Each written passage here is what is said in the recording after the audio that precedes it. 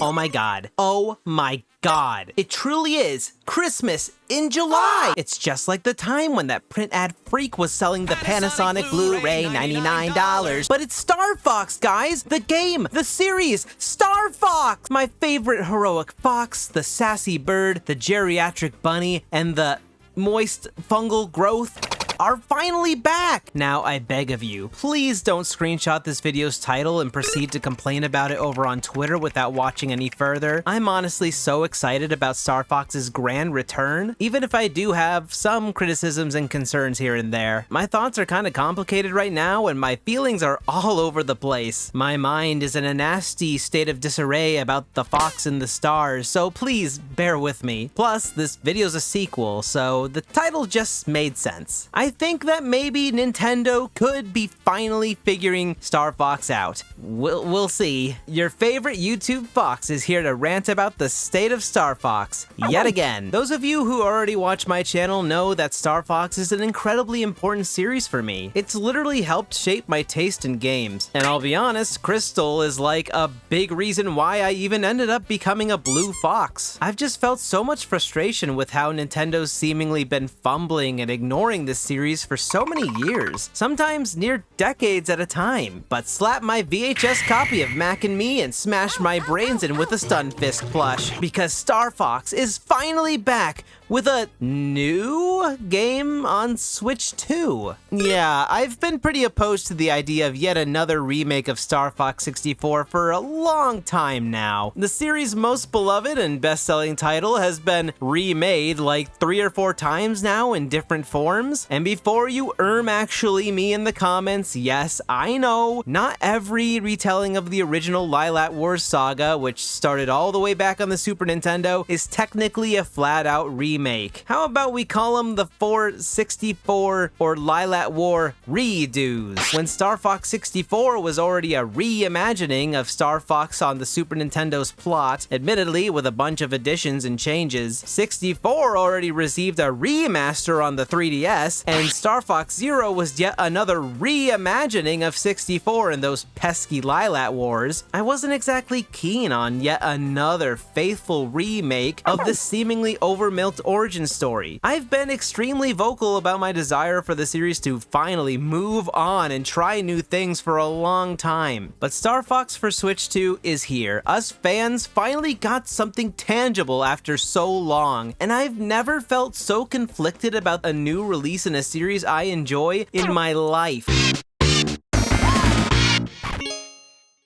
Nintendo's clearly focused on bringing brand new fans to Star Fox. They aren't so interested in simply pleasing us folks who've been playing these games since we were kids. While I'm still not so certain that the new Switch 2 game absolutely had to be a one-to-one remake of Star Fox 64 in order to be a success, I can totally respect and understand the focus on attracting newcomers. Getting new fans in after decades of humiliation, pretty important, I think. But if we want to find out more about the state and potential future of this beloved furry space opera, we're obviously gonna have to take a look at this newest entry first. Simply titled Star Fox. Nintendo's making it clear as day that they're going for a full-on reboot for this series. We're starting from scratch, again, just plain ass, normal, everyday, no question about it, no ZERO, no subtitle, not named after a form of combat, not named after a form of gameplay, not named after General Pepper's left nut, no walking ass,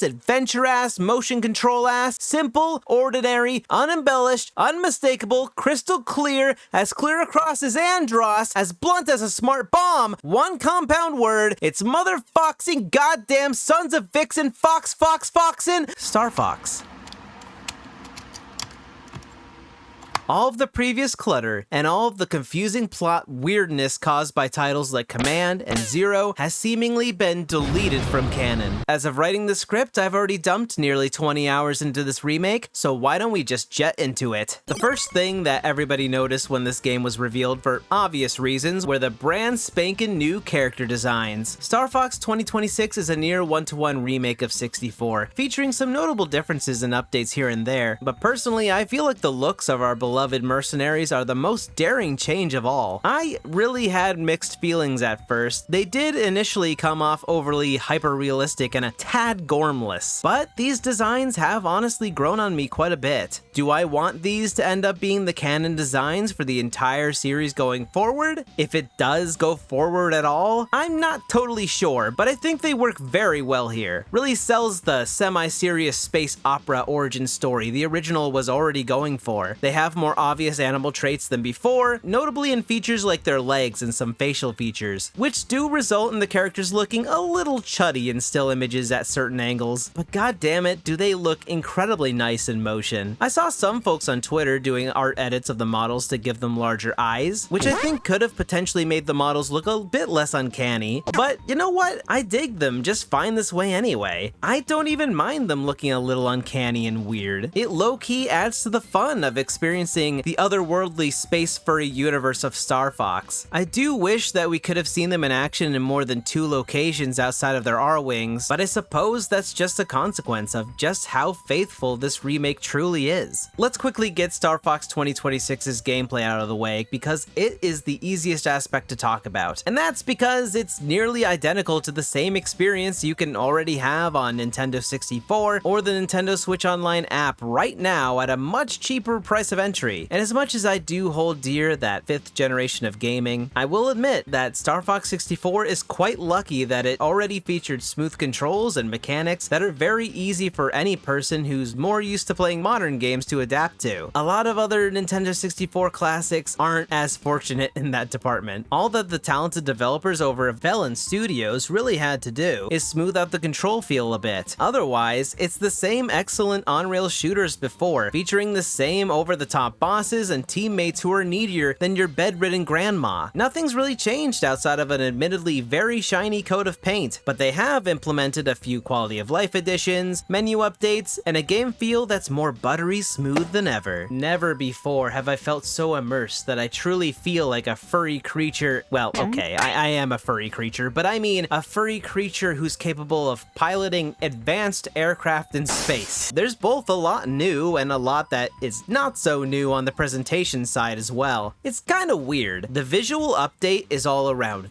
gorgeous and does an incredible service to the original game's intent. I think this game, seriously, has some of the most breathtaking skyboxes I've ever seen in a video game. My jaw dropped to the ground in a comical manner when I first saw some of these environments. Comparing this game to the Nintendo Hire This Man memes does a massive disservice to the stylization and attention to detail Velan put into this project, though I do think they should have kept Andross in his spooky green void. I still think that's way more unsettling. We are given some brand new briefing cutscenes along with updated dialogue during gameplay. Honestly, as much as I adore that goofy Saturday morning cartoon style dialogue and delivery from the original, I think this game's story and dialogue presentation is as Star Fox could ever possibly be. For every corny little quip, "Sorry to jet, but we've got places to be," there's another that brings a fresh, more serious aura to the franchise.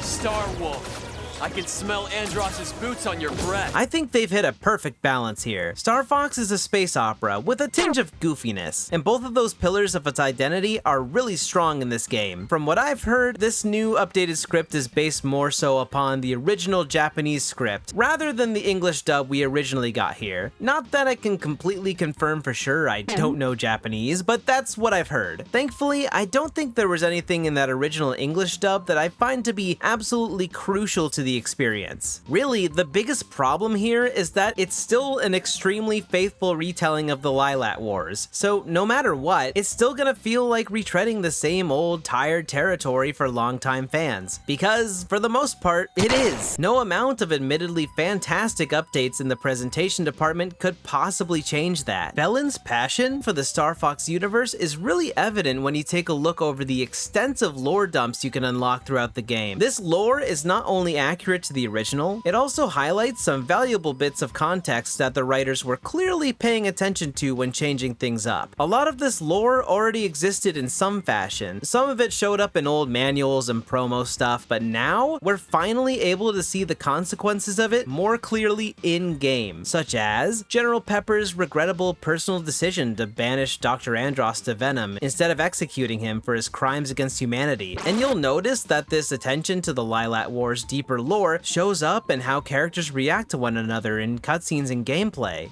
With all due respect, General, you can chew on your condolences. Fox McCloud is a young guy who lost his dad just a few years ago due to the stupid decisions of the guy that he's now working jobs for. So you'd expect that he'd harbor some uneasy feelings towards the General. While Fox clearly feels pride in his work as a mercenary who wants to protect the innocent, he wants to do things his own way, especially as a young 18-year-old, causing some mixed results when good old Peppy is trying his best to be a supportive teammate and father figure. You've got your father's instincts, Fox. Some good they did him. Plus, James McChud's boomer ass just couldn't help himself but drop 80 years of debt on his son before he was even born. I don't care how much I love my parents, I'd feel a bit resentful too if I were forced into that much debt before I was even born. The Cornerian dream is truly dead, folks. And apparently the tutorial guy Yaru Depan is a bit like Elon Musk if he didn't believe in the great replacement theory. At least, I hope he doesn't, and our favorite furry mercenaries actually feel like mercenaries for once. It's a detail about the Star Fox team that's felt so ignored throughout the years, even at the best of times. I love Fox being such a cheeky bastard, even when he knows what the right thing to do is. We'll keep delivering, General. As long as you don't clam up when the bill is due. It just adds so much personality. It's really so cool seeing such well-made dramatic content in a mainline Nintendo title. I really enjoy the exciting rush a game like Star Fox can give me while playing, but I love it even more when a game can excite me in both the gameplay and story departments. Oh god, a rat! I should have known that my copy of Snoopy's Grand Adventure for Wii U wouldn't have been a sufficient way to seal that gaping rat hole in the wall. Ah! Smash it, it can have rabies! Oh, it's just you, Reevie.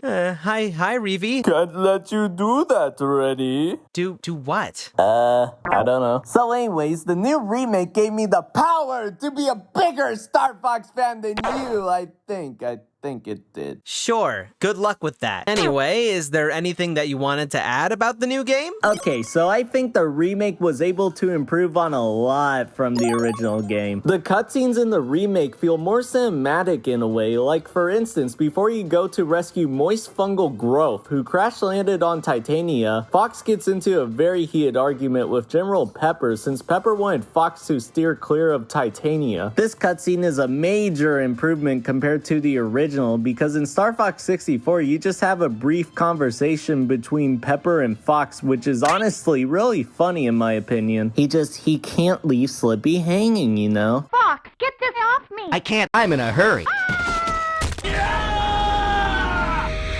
But I think both scenes from both games are really neat. There's no like favorite out of the two. It's just the remake adds more things that I personally enjoy, like Cat teasing Falco and calling him Lamberti was pretty funny. I really like the whole joke of Cat appearing and trying to embarrass the blue-feathered cockass to make him lose his cool. I also think the added dialogue in the Meteo Warp section was really neat because in Star Fox 64 your whole crew becomes muted for some odd reason. It's like if the warp killed them for a few seconds and they got brought back to life after exiting the warp. But the added dialogue in the Meteo Warp in the remake works really well because you have small bits like how Falco mentions his old crew or how Slippy mentions his and Fox's academy and how Fox would miss classes. I honestly hate the fungus for pulling an actually on Fox, but both the new dialogue and cutscenes really help build character to each team member in a way. Like, I personally think it really helps new players to the series understand the Star Fox lore more. All of this helps reintroduce each character and tells more about their backstories in a way. Also, one last thing, that Andrew neck collar on Venom 2 was the funniest shit. Probably my favorite change in the remake. Yeah, kids, don't do drugs.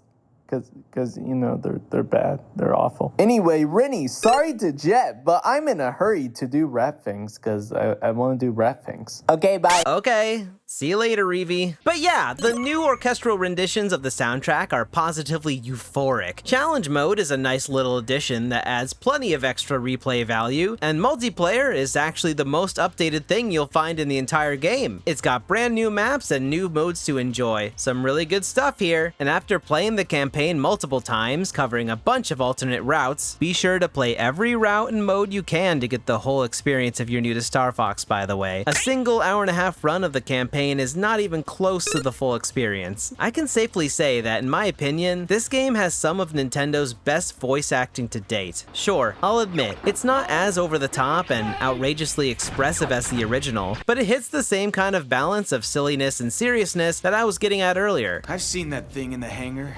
What's it made out of? Scrap metal and chewing gum?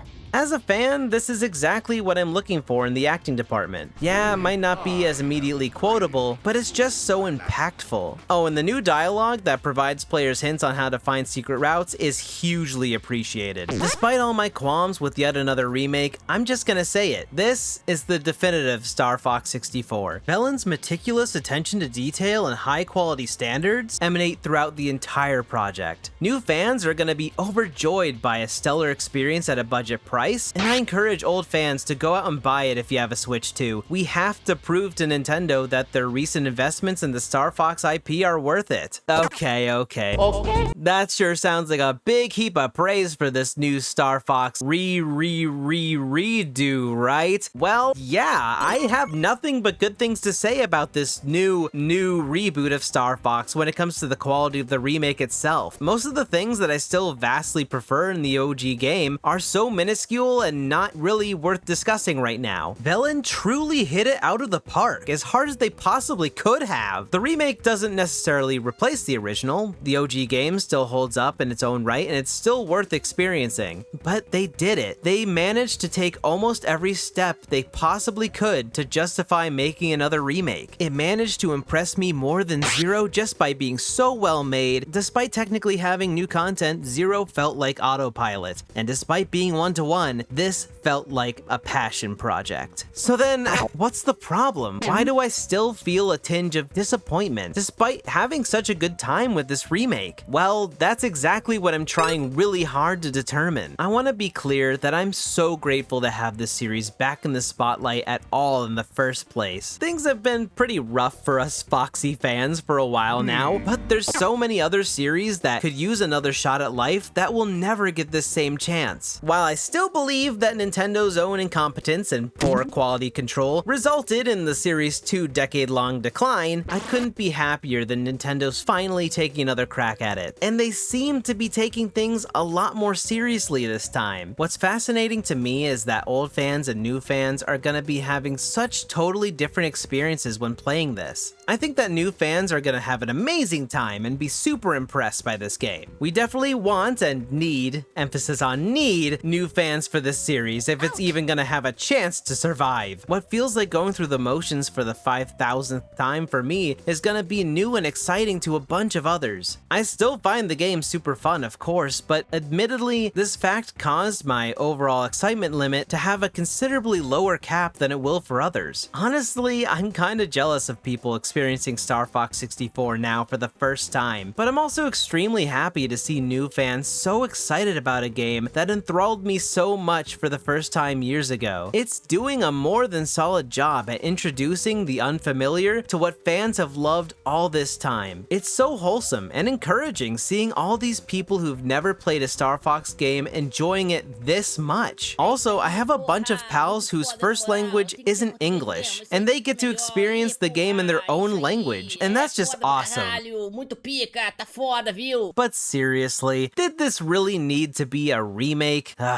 I guess so. With so little going on since the 2000s and Star Fox 64 being as old as it is, I suppose I can see why Nintendo went with this strategy. But at the same time, I think a brand new game could have accomplished the same goals and more. New fans aren't inherently going to care or know about the Lilat Wars. They just know Fox and Falco as the furry dudes from Smash Brothers. So I think that finally moving on, again, would have been the better option. In my opinion, as a longtime fan who wants so desperately to see more from this universe. Even if this game sells gangbusters, a fully genuinely new title would have had room to do even more exciting things beyond what was possible in 1997 to impress new and old fans even more. I will say that Nintendo was incredibly smart to go for a $50 price tag. I think that price is gonna encourage a lot of folks who might have been unsure about Star Fox to pick it up and give it a try, whether they're unfamiliar with Star Fox or they haven't really played a game like it before. But I mean, they could have just priced a truly new title at a budget price too, whether it was a fully on rails experience or not. So the smart pricing strategy didn't necessarily have to be exclusive to a remake, but a remake is what we got. And I will admit that I'm somewhat disappointed that the only quote-unquote new single-player level is just an expanded tutorial. It's extremely well done for sure, but I would have loved to get some brand new bonus levels. Or maybe even a prologue where you get to play as Fox's father, James McCloud, before he's betrayed by Pigma. I think that could have made for an amazing inclusion. Again, this is an old fan talking. New fans aren't going to care when they're having a good time anyway. But the biggest potential plus is that we could have gotten a peek into villains' level design skills, which would be really nice to know about if they're going to continue working on Star Fox in the future. The last thing I'd want to do is shit on new fans and their fun, because 1, I like the remake anyway, and 2, encouraging people to not buy this game would be tantamount to pressuring the series into pulling the trigger towards its facial region.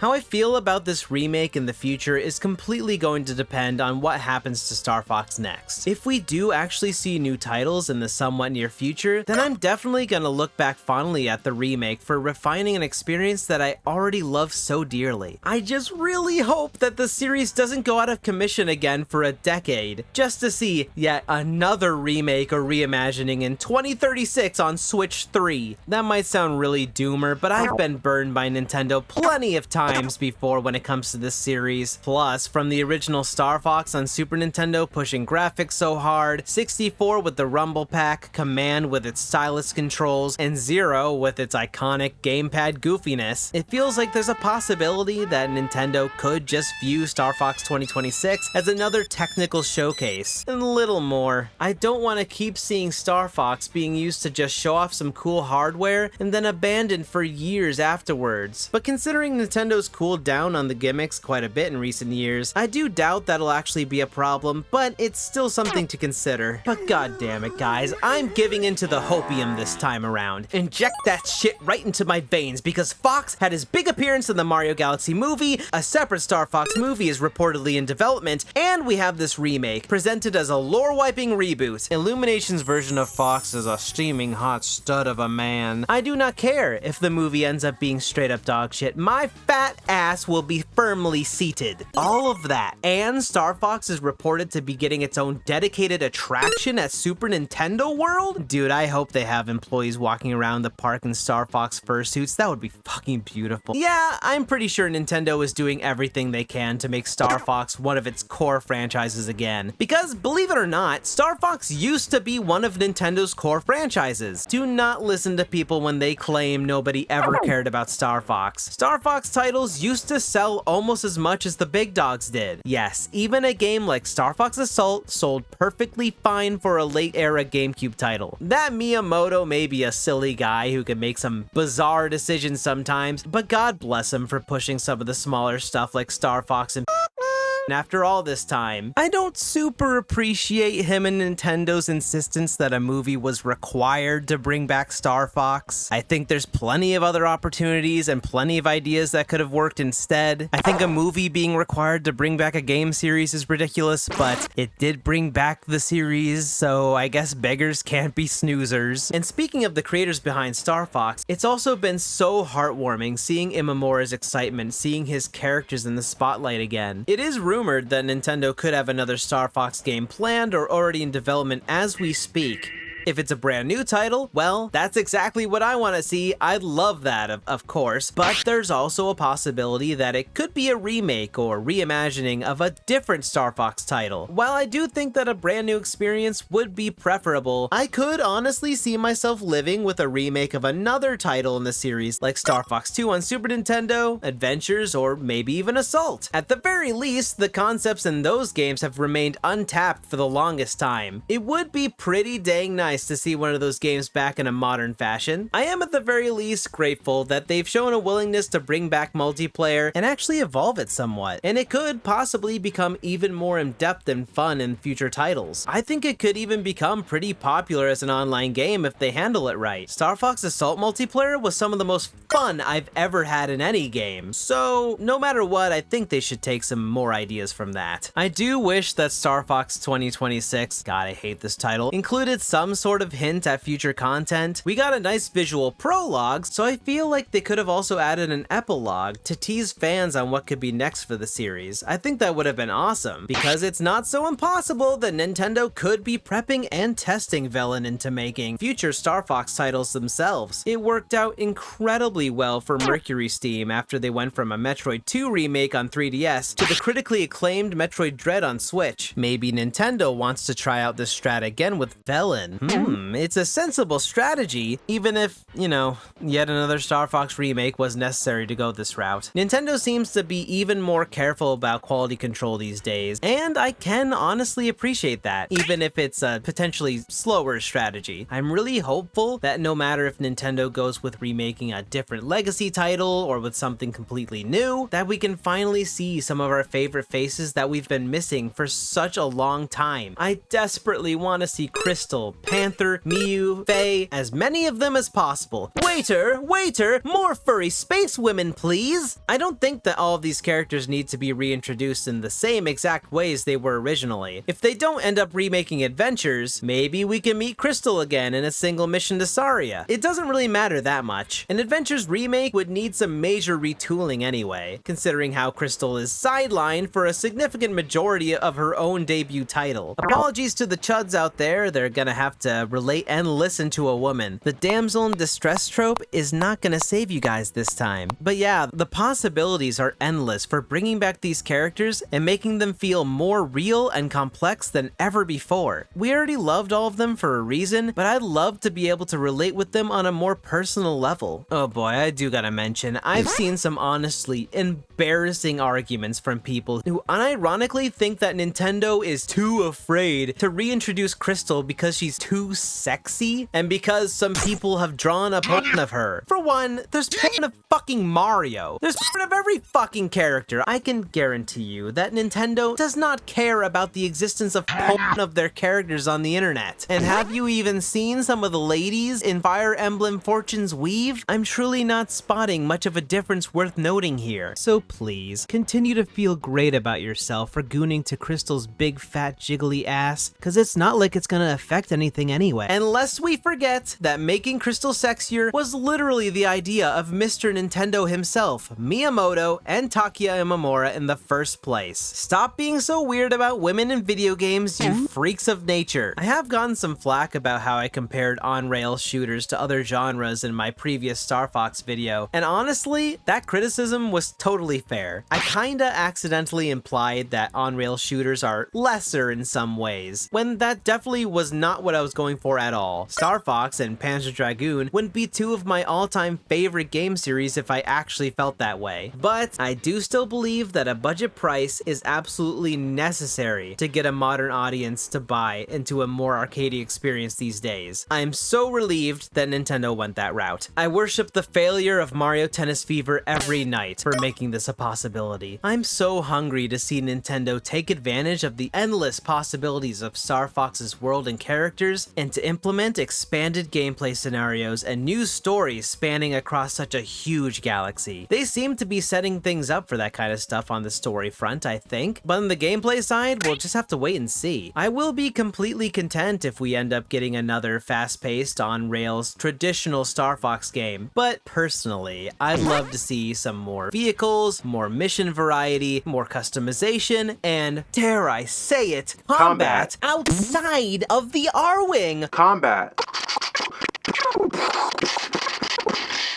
The freedom that certain levels in Assault provided by letting the player jump in and out of vehicles at any time to face combat scenarios in fresh, exciting ways is still unmatched. I think that kind of thing would be perfect for a sequel to Star Fox 2026, especially when game control feel has essentially been perfected these days. The clunkiness of Assault's on-foot controls is something we wouldn't even have to worry about anymore. I just really want to see Nintendo and its developers take advantage of what Star Fox could offer to players in the modern era. Saying they've underutilized what Star Fox could be as a space combat franchise for the past 2 decades would be the most dramatic understatement of all fucking time. But no matter what, I'm open to what they cook up next, if it's anything at all. I honestly expected my perception of this remake to be a lot more negative when they first showed it off, but I'm happy to say that I've largely been won over by the sheer quality on display. And I'm so full from hopium, seeing the crazy push Nintendo's been putting on Star Fox lately. I'm delighted to see physical copies selling out in stores, and it's doing well in the charts so far. Originally, I thought skipping Star Fox on Switch 1 was a massive mistake, because, you know, Switch 2 currently has a smaller install base. But despite that, things are looking up for Star Fox 2026 and the series in general right now. There's absolutely still time and plenty of ways that Nintendo could fuck things up again from here, but I'm feeling more hopeful about a shiny future for these funny furry space mercs than I have in a long time. Right now, I'm feeling a lot more at ease and a lot more patient with how Nintendo's handling the series right now. I think I'm happy with where we're at right now, but seriously, Nintendo, this is the last time, the very fucking last time that a remake's gonna be viable. They truly perfected Star Fox 64 with the prettiest graphics imaginable. There is no way up from here for the Lilat Wars. The series has to propel from this momentum into something new, or at least fresh in some manner, in order to survive from here. I can't wait to look like a buffoon when Nintendo remakes 64 yet again, and does absolutely nothing in between. Please don't ruin my life, Nintendo. I have it hard enough as it is.